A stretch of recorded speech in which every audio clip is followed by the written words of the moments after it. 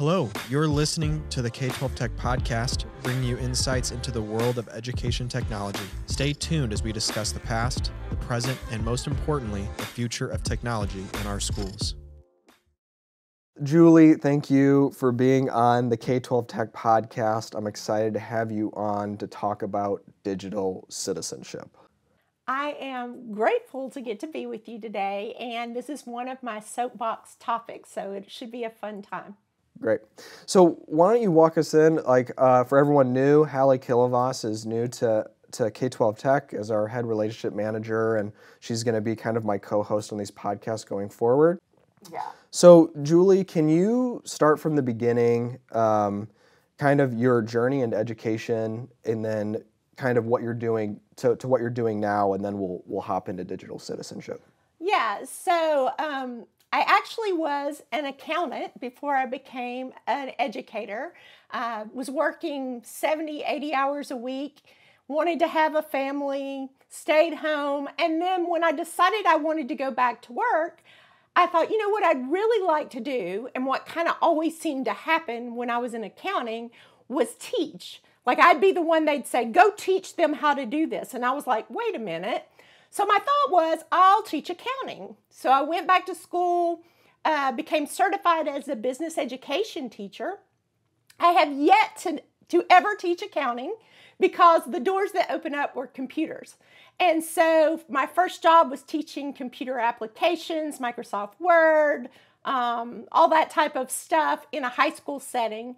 Then I ended up being a part-time computer teacher at the school that my children went to. During all that time, this was pre-mobile learning. This was mostly me teaching kids how to type. And then one day, iPads come onto the scene. But the year before iPads came onto the scene, I decided I would get my master's in instructional technology. So when the iPads rolled out, I was the person that our school district said, okay, tell us how to use these. Notice the timing there. I was like, I've never touched an iPad. How is that going to work?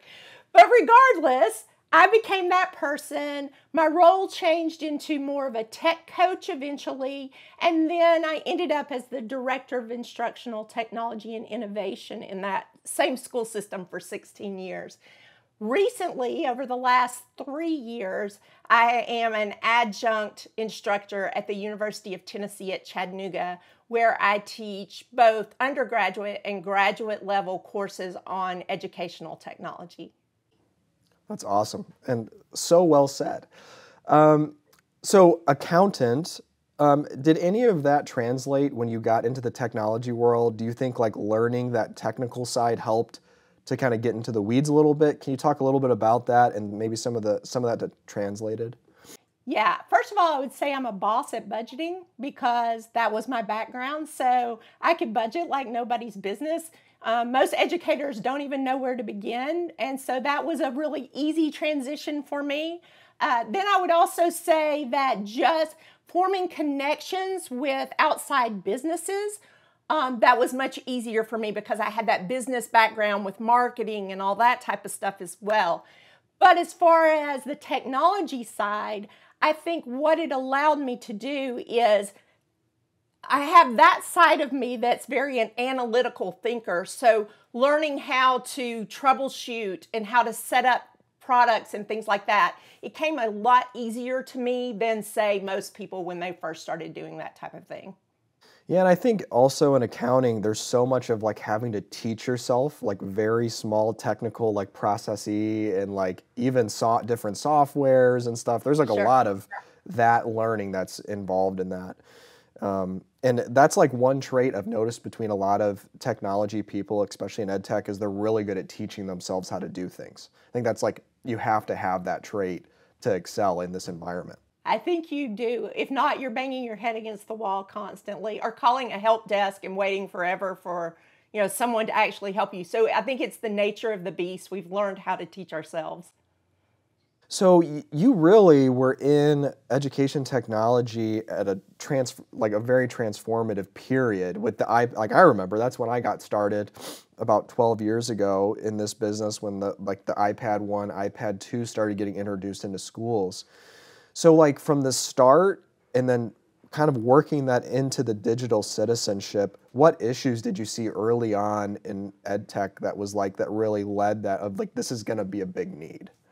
Yeah, I think definitely in the beginning when we got our first rolling cart of iPads, Apple Configurator was impossible.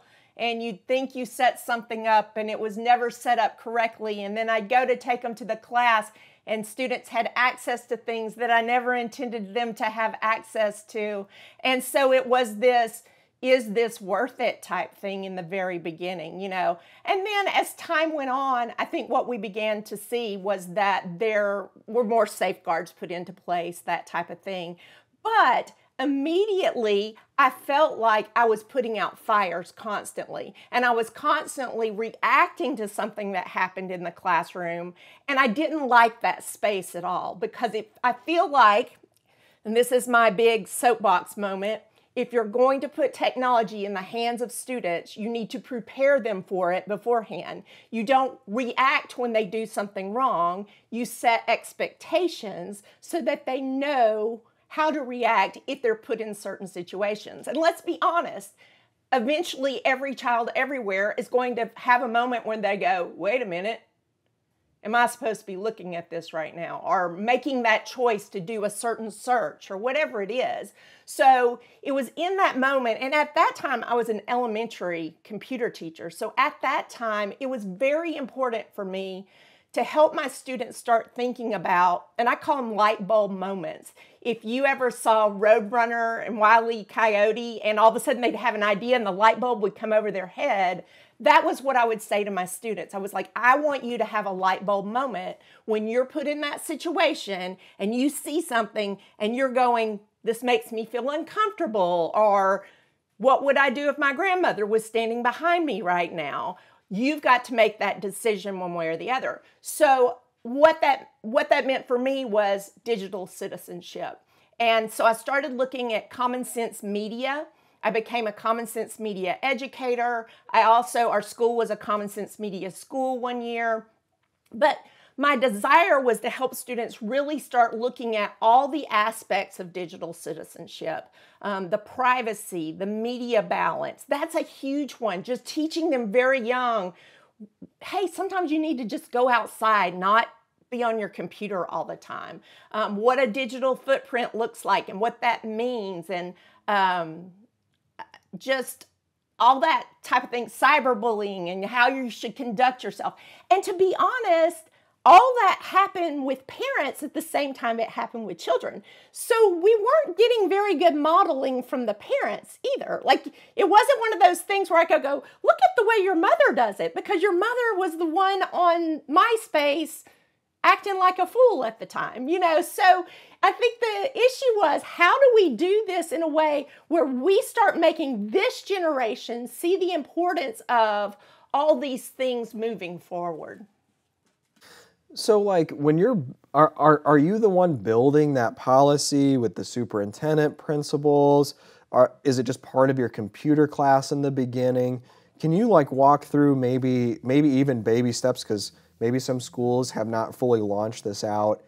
Like, what were the small steps you took in the beginning, and then maybe how did you compoundly build upon it? Right. Well, as a computer teacher in the elementary school, the way I started it was I was teaching units on these different topics when they'd come to see me. So I would have a unit on media balance. I would have a unit on privacy. I would have a unit on media literacy. And depending on the age, like preschoolers, I started with just how to be safe online.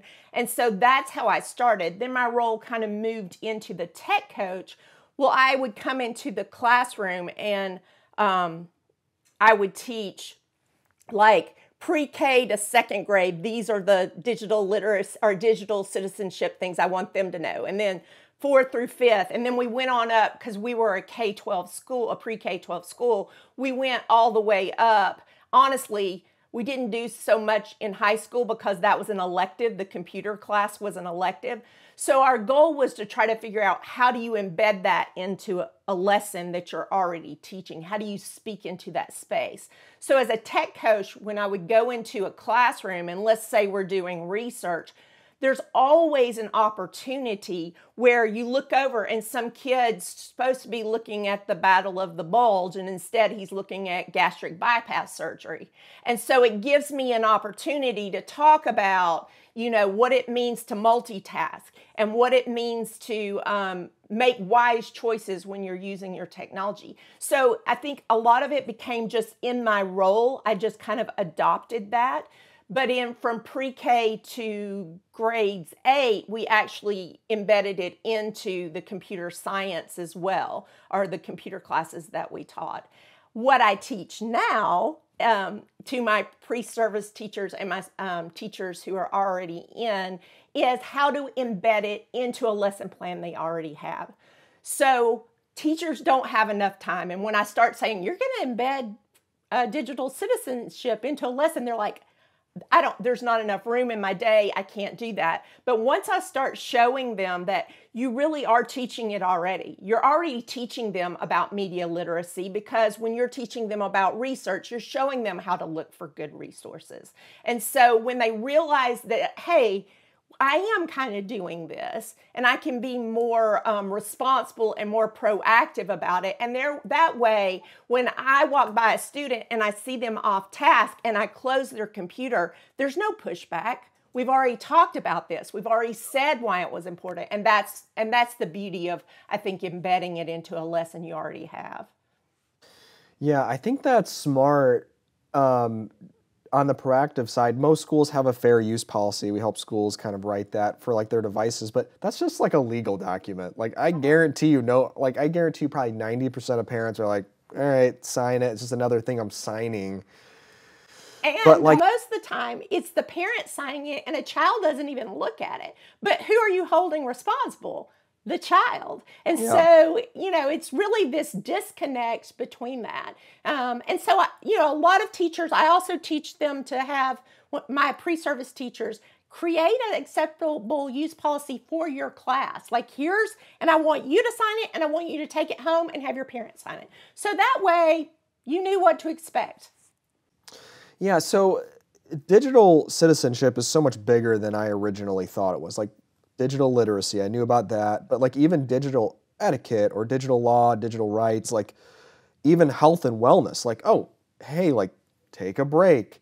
How getting involved in social media. I think there's a lot of studies out there talking about the negative effects of just being all consumed with that. Cyberbullying on the social medias. I live in a neighborhood, and I'm just hearing the drama on Snapchat. And just how cruel some of these kids can be to each other, and 100%. What tools do you as a student and then you as a parent to help you kind of combat that? Because it is going to affect how time in the classroom is spent. And one question I had is there actually good curriculum that schools can have that's templated out there right now for this? So there's actually, as I mentioned before, Common Sense Media has some lesson plans that they already do with videos and things like that.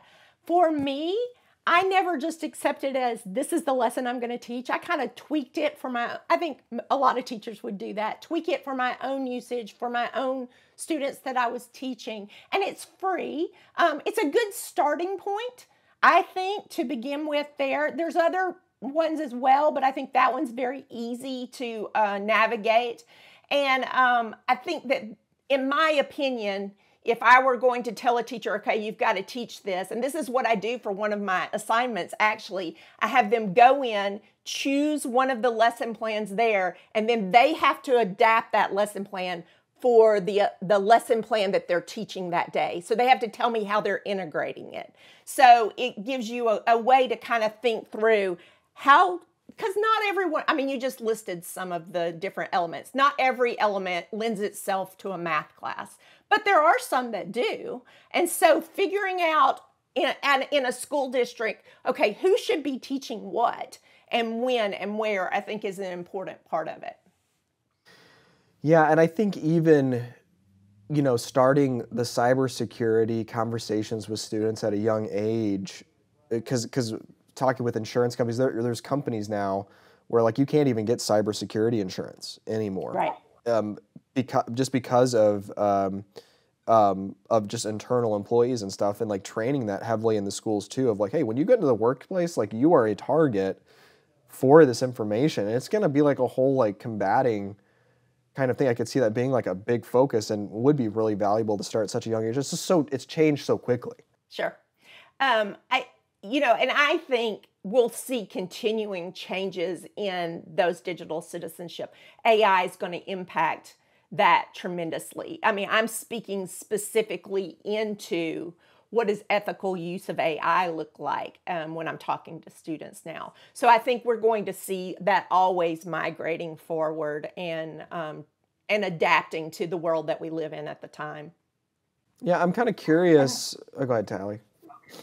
No, I was thinking about how you're saying about how you're at a point where you're almost reacting and trying to get ahead of it.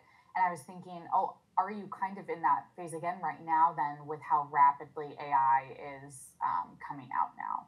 So I think the difference is with all the other things that I dealt with, it was very flagrant and easy to spy that something's not right or something's been done wrong. The use of AI is so subversive, we might not even realize it's being used. And so instead of trying to shut down this app or make it where they can't access it for my own personal use, and I know this is different because it's at the college level, I'm actually saying, so I don't want you to use AI for this assignment. Or in another assignment, I might say, it's okay to use it, but I want you to cite it using APA format. I speak into the space so they won't think I don't know it doesn't exist, Now, for the K12, you've got privacy concerns because under the age of 18, for many of these, it's not supposed to be used at all. So, and there are some out there. There's Magic School AI, I think that now, but it's more of a teacher's use of that. But you still have to be careful and not put in PII, personal identifiable information. So I think, yes, to answer your question, it is harder, but it's almost impossible hard at this point. Like I am at a point where I am not going to give a student a 0 on something because I think maybe they used AI. I don't feel comfortable with that. And so I've got to figure out, A, how do I change my assignments so that it doesn't matter? Or B, how do I teach them how to use AI responsibly, which is where I find myself leaning towards. How do I teach them how to use it responsibly and use it in a way that they're still using their creativity and their knowledge forward? So having them look at something using AI and then them figure out and develop, does this even make sense? What have they missed in all the studying that I've done? And how would I adjust what this says? And so it's time consuming. I think it would be hard for a teacher to grab onto that and go. I think teachers are having to change the way papers are written in class more than at home. Or they just have to decide, okay, this is the world I live in. How does this look going forward?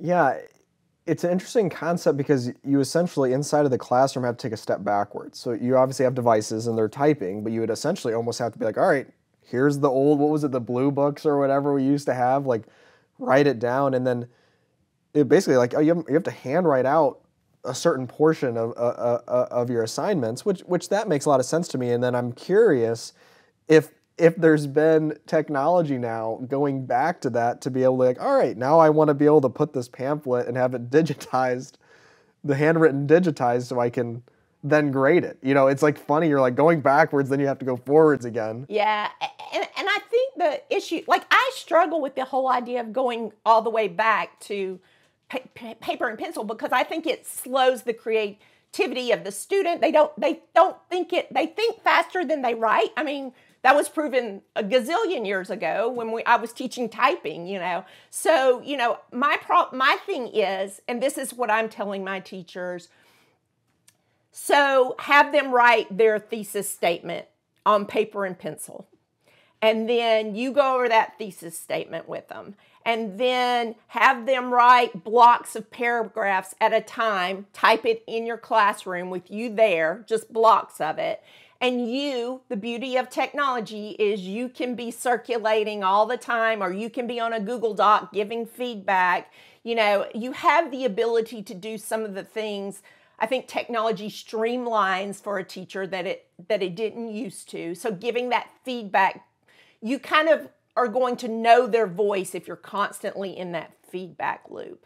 And so I think you just have to embrace, I personally feel like you got to embrace more of the technology instead of less of it in order to be aware and online with them as they're working through these things. Yeah, I think the importance is how do you continue to pressure critical thinking while still using these tools. They're not going away. It's not like, we took it out. It's incredible. We're going to put it away. It's like, that's not going to happen.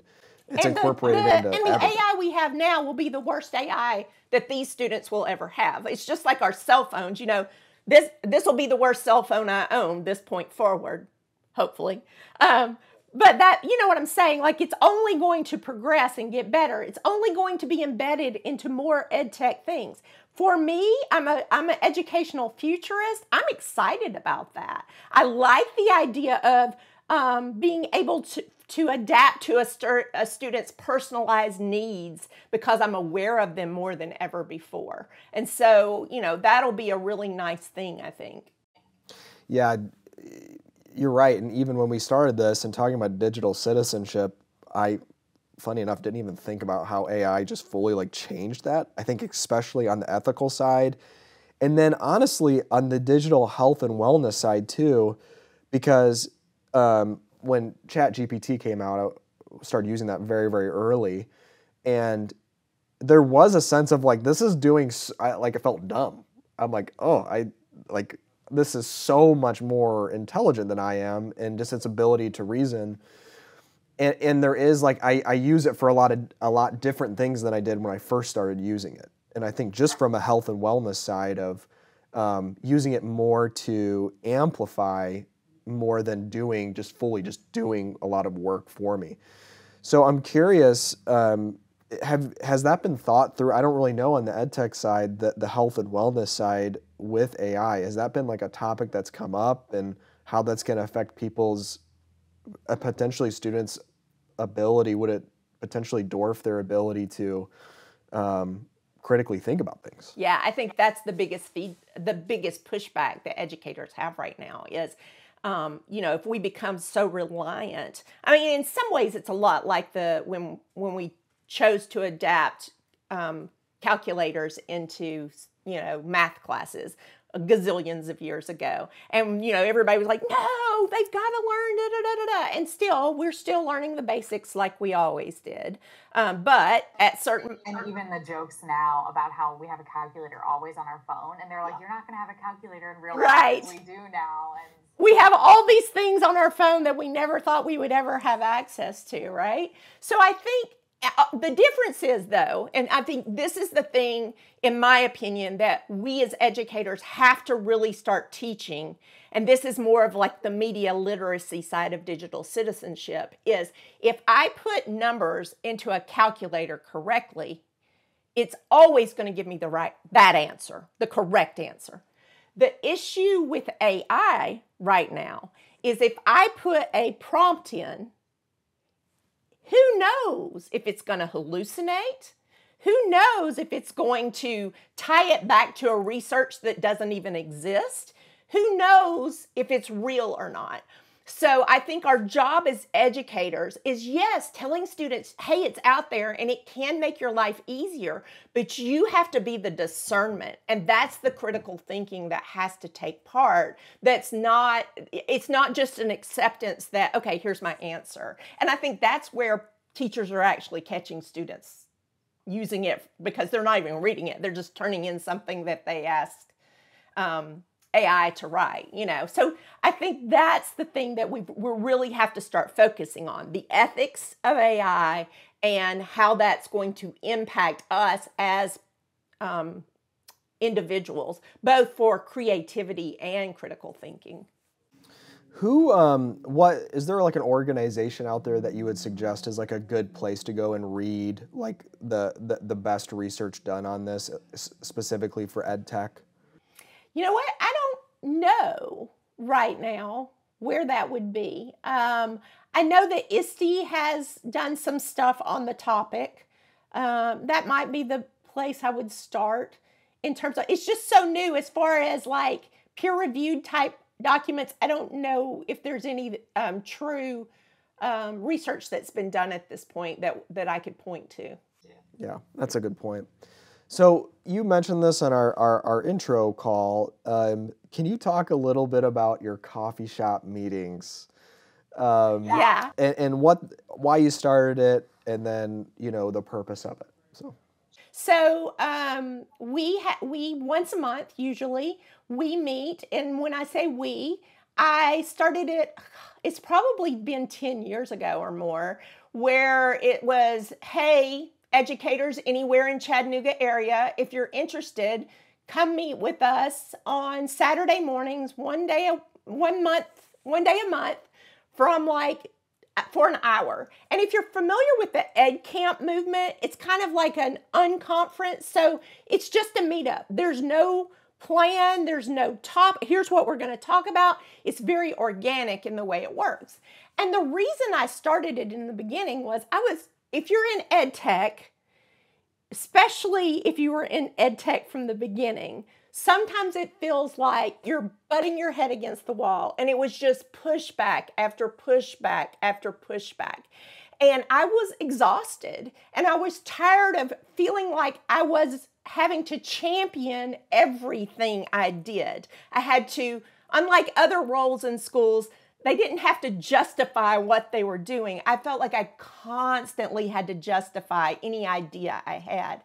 So I opened it up, and honestly, my first 2 or 3 people who were like, yeah, I want to be a part, they were in the same role I was in. So it gave us a place kind of to lick our wounds and kind of gird each other up and say, you've got this. But the big thing was, we would sit down and we were like, so here's what I'm dealing with. And they were like, oh, I'm dealing with that too. Well, what are you doing? Well, this is what I'm doing. And because we were in different districts and had different roles, it did 2 things. It gave me ideas that I didn't already have without ChatGPT. And it also helped me to kind of realize I wasn't alone. Like there's other people going through the same type of things. So the beauty of it is we actually own a donut shop in Chattanooga, Tennessee. And so that's the place where we meet. So, I mean, I don't know how much they're coming just to talk about education, or the fact that they get a really good donut during that hour that they're sitting there. Sounds like a field trip. I don't know. Have to check it out. Except you're giving up a Saturday morning, so you have to really want to be there if you know. Yeah, it's funny. They're probably really good donuts. It sounds like it's worth it. Yeah, quick 12 hour. If you're ever in Chattanooga. Yeah, a quick 12-hour drive to get a donut. I'm down. It sounds like a good reason. So Julie, I love this. I love the idea of this digital citizenship. It's going to become more and more important as like technology and more research comes out. For like tech directors, instructional technology people, do you have like 3 tips or just even like to start with this on what they can be doing inside of their district to help prepare?